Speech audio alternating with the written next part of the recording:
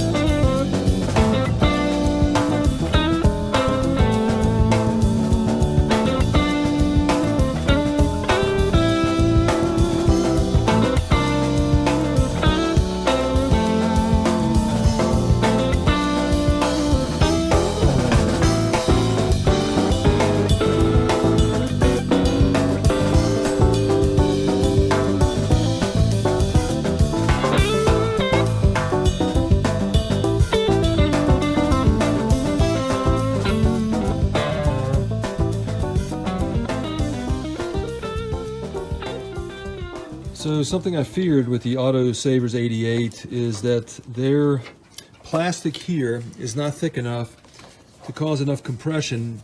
And as you can see what I've done here, this is actually off one of my F-150s. I found another gasket that should provide enough compression to seal this, because otherwise this bulb will pop out. There's not enough compression tight enough on that gasket to make it work. So let's see if this works.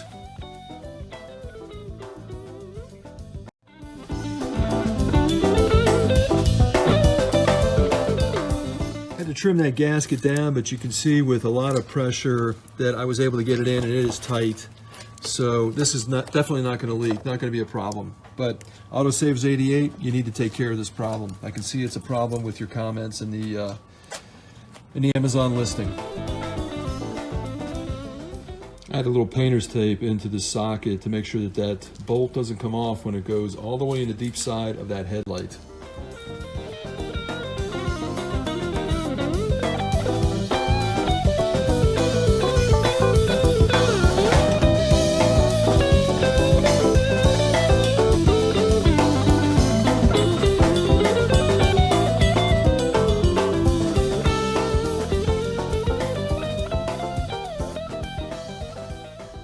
Installation of the front fascia is the reverse of removal, and with the new headlights, the beam pattern needs to be adjusted.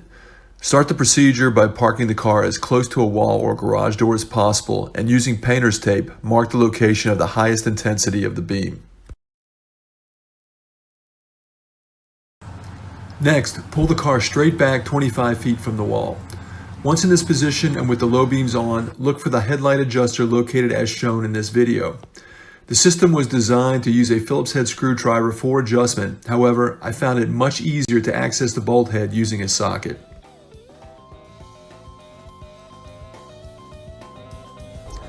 The Autosaver's 88 headlights were adjusted far too low out of the box, at least 18 inches too low at 25 feet.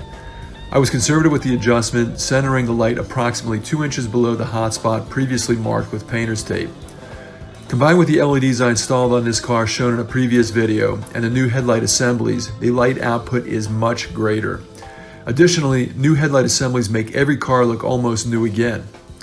Please don't forget to subscribe, like my video, and share, and I'll see you next time on Driving Intelligence.